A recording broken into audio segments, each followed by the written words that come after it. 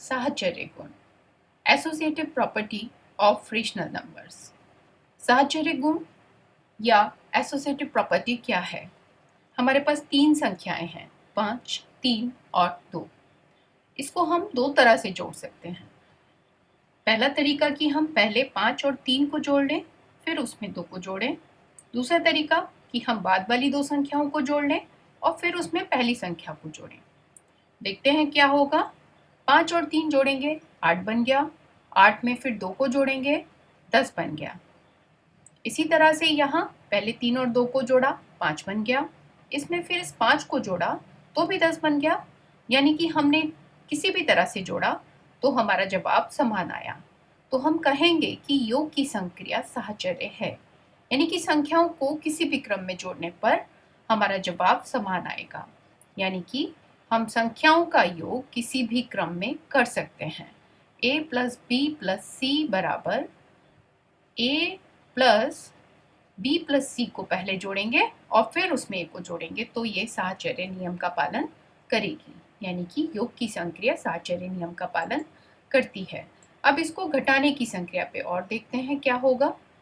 यदि हमने जिस क्रम में अभी जोड़ा है कि पहले दो संख्याओं को घटा लें, उसमें से फिर बाद की संख्या को घटाएं, या फिर हम बाद की दो संख्याओं को पहले घटा लें फिर पहली संख्या में से उसको घटाएं, तब क्या होगा। 5 माइनस 3 2 बन जाएगा। उसमें से फिर 2 को घटाएंगे तो 2 माइनस 2 0 बन गया। इसी तरह यहाँ पहले 3 माइनस 2 को घटाया तो 1 बना, फिर उसको 5 में से घटाया तो 4 बना, जो कि बराबर नहीं है। यानी कि हम घटाना किसी भी क्रम में नहीं कर सकते। यदि हमने पहले a में से b को घटा के c में घटाया और यहाँ पहले b और c को b में से घटा लिया, फिर पूरे को a में से घटाया तो हमारे जवाब बराबर नहीं आएंगे। यानी कि घटाने की संक्रिया हम किसी भी क्रम में नहीं कर सकते। घटाने की संक्रिया साहचर्य नहीं है। अब इसको गुणा की संक्रिया के लिए भी देखते हैं। पहले 5 और 3 की गुणा करेंगे, फिर उसमें 2 की गुणा करेंगे, और यहाँ पहले 3 और 2 की गुणा करेंगे, फिर उसमें 5 की गुणा करेंगे। तब देखते हैं हमारा जवाब क्या आता है। 5 और 3 की गुणा 15 हो जाएगी। उसमें फिर 2 की गुणा करेंगे तो 15 दूनी 30 हो जाएगी। इसी तरह यहाँ पर पहले 3 और 2 की गुणा करेंगे, 6 बनेगा। उसकी गुणा फिर 5 से करेंगे तो यहाँ भी 30 ही बनेगा। यानी कि दोनों स्थितियों में जवाब बराबर है।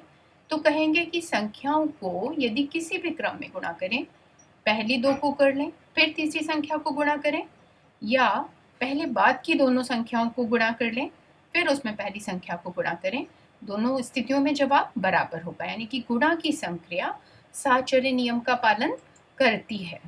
अब भाग के लिए भी चेक करते हैं कि अगर हम भाग की संक्रिया को करते हैं, क्या भाग भी हम किसी भी क्रम में कर सकते हैं। इसको चेक करने के लिए देखते हैं कि पहले यहाँ पर 5 और 3 को भाग करते हैं। यहाँ पहले 5 और 3 का भाग किया तो ये बनेगा 5/3। फिर हमने उसमें से उसको 2 से भाग किया तो ये क्या बना, 5/3। भाग को हमने गुणा में बदला तो इसका उल्टा लेंगे, यानी कि व्युत्क्रम अंशों की गुणा बटे हरों की गुणा। क्या बन गया ये, 5/6। अब यहाँ देखते हैं, पहले यहाँ 3 और 2 का भाग करते हैं। 3 और 2 का भाग करेंगे, 3/2 बनेगा। इसका भाग फिर 5 से इसको भाग करते हैं तो यहाँ भाग को गुणा में बदलेंगे तो यहाँ इसका उल्टा, यानी कि व्युत्क्रम लेंगे, अंशों का गुणा बटे हर का गुणा, 1 गुणा 3। क्या बना ये, 10/3। ये दोनों आपस में बराबर नहीं है।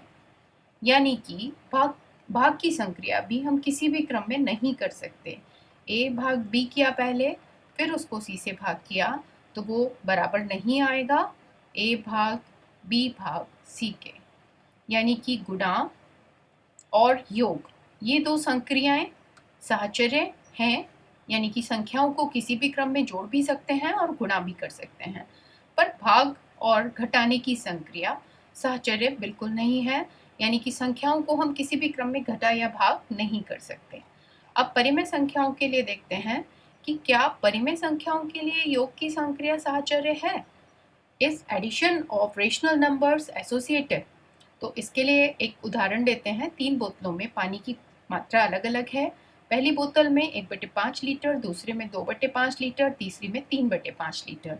पानी की कुल मात्रा के लिए हमें तीनों को जोड़ना होगा। तो हम दो तरह से जोड़ सकते हैं कि पहली 2 बोतलों की मात्राओं को जोड़ लें। 1/5 प्लस 2/5 हर समान है। क्या होगा? अंशों को योग कर देंगे, 1 प्लस 2/5 और फिर हम उसमें 3/5 को जोड़ें। ये क्या हुआ? 3/5 प्लस 3/5, कुल मात्रा बन जाती है 6/5 लीटर। अब यहाँ देखते हैं, पहले बाद की 2 बोतलों को की मात्रा को जोड़ते हैं। तो 1/5 को हम ऐसे ही रखते हैं। यहाँ पर चूंकि हर बराबर हैं तो जोड़ना आसान है। 2 प्लस 3, ये क्या बन जाएगा? 1/5 प्लस 5/5, जो कि क्या बन गया? 6/5। यानी कि दोनों तरीके से जोड़ने पर जवाब एक ही आता है। तो क्या कहेंगे कि योग की संक्रिया परिमेय संख्याओं के लिए भी साहचर्य नियम का पालन करती है। यानी कि परिमेय संख्याओं को हम किसी भी तरह से जोड़ें, किसी भी क्रम में जोड़ें, तो हमारा जवाब समान ही आएगा। यानी कि परिमेय संख्याओं को हम किसी भी क्रम में जोड़ सकते हैं। अब देखते हैं, क्या घटाने की संक्रिया भी परिमेय संख्याओं के लिए साहचर्य है? Is subtraction associative for rational numbers? मेरे पास 4/5 चॉकलेट थी, जिसमें से 2/5 मैंने अपनी एक दोस्त को दिया और 1/5 चॉकलेट मैंने अपने दूसरी दोस्त को दिया। मेरे पास कितनी चॉकलेट बचेगी? यहाँ से देखते हैं तो 2 हिस्सा मैंने एक दोस्त को दे दिया और उसका एक हिस्सा एक दोस्त को दे दिया। अब मेरे पास जो हिस्सा बचा है वो कितना है? 1/5। यानी कि शेष चॉकलेट मेरे पास कितना बचना चाहिए? 1/5। अब इसको हम 2 तरीके से कर सकते हैं। पहला कि a माइनस बी माइनस सी करके देखते हैं। यानी कि जितनी चॉकलेट थी, 4/5 थी, उसमें से पहले एक दोस्त को दे दी, एक दोस्त को 2/5 चॉकलेट दे दिया और फिर दूसरे दोस्त को दी गई चॉकलेट को घटाया। तो यहाँ पर चूंकि हर समान है, क्या आएगा? अंश में 4 माइनस 2 माइनस 1/5, 2/5 माइनस 1/5। यानी कि मेरे पास कितनी चॉकलेट बचेगी? 2 माइनस 1/5, यानी कि मेरे पास 1/5 चॉकलेट बचनी चाहिए। अब जरा इसको इस तरह से करके देखते हैं कि 4/5 चॉकलेट थी मेरे पास, इसमें से मैं 2/5 और 1/5, 2/5 में से 1/5 को घटा दिया तो ये क्या हो जाएगा? 4/5 माइनस 2 माइनस 1/5, चूंकि हर समान है अंशों को घटा देंगे। 4/5 माइनस 1/5, यहाँ पर फिर हर समान है, अंशों को घटा देंगे। मेरे पास कितना आया? 3/5, जो कि जवाब भी गलत है और इसके बराबर भी नहीं है। यानी कि घटाने की संक्रिया साहचर्य परिमेय संख्याओं के लिए नहीं है। तो हम परिमेय संख्याओं को किसी भी क्रम में घटा नहीं सकते। अब देखते हैं कि क्या गुणा की संक्रिया परिमेय संख्याओं के लिए साहचर्य नियम का पालन करती है। तो यहाँ पर 3 परिमेय संख्याएं हैं। पहले इन दोनों की गुणा करेंगे तो क्या आएगा? अंशों की गुणा बटे हरों की गुणा। उसके बाद हम इसमें 3/7 की गुणा करेंगे। तो यहाँ प्लस माइनस की गुणा, माइनस का 8 बटे 3 गुणा 5 15 गुणा 3/7। अंशों की गुणा -8 गुणा 3 बटे 15 गुणा 7। यहाँ इसको हल कर सकते हैं। 3 एकम 3, 3 पंजे 15। अब कुछ भी हल नहीं होगा, जवाब क्या आना चाहिए? -8 गुणा 1 -8 बटे 5 गुणा 7, 5 सत्ते 35। यानी कि जवाब क्या आना चाहिए? -8/35। अब जरा इस तरह से करके देखते हैं। बाद की 2 संख्याओं की गुणा पहले करते हैं और फिर उसमें पहली संख्या की गुणा करेंगे। तो यहाँ क्या होगा? अंशों की गुणा -2 गुणा 3 बटे हरों की गुणा 5 गुणा 7। यहाँ क्या बन गया? 4/3 गुणा माइनस प्लस की गुणा माइनस माइनस का 6 बटे 5 गुणा 7। यहाँ पर इसको सरल कर सकते हैं, 3 एकम 3, 3 दूनी 6, 4 गुणा -2 अंशों की गुणा बटे हरों की गुणा 5 गुणा 7। ये क्या बन गया, 4 गुणा -2 प्लस माइनस की गुणा -8 बटे 5 सत्ते 35। यानी कि दोनों ही स्थितियों में जवाब समान है। यानी कि हम परिमेय संख्याओं की गुणा किसी भी क्रम में कर सकते हैं। ए गुणा बी पहले करें फिर सी करें, उसके बाद यदि बी और सी पहले कर लें फिर उसकी गुणा ए से करें, तो ये गुणा की संक्रिया साहचर्य नियम का पालन परिमेय संख्याओं के लिए करेगी। अब देखते हैं कि क्या भाग भी साहचर्य है।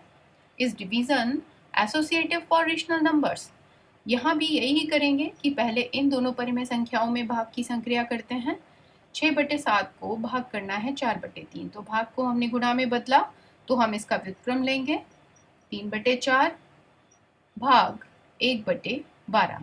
यहाँ पहले इसकी गुणा किया तो 6 गुणा 3 बटे 7 गुणा 4।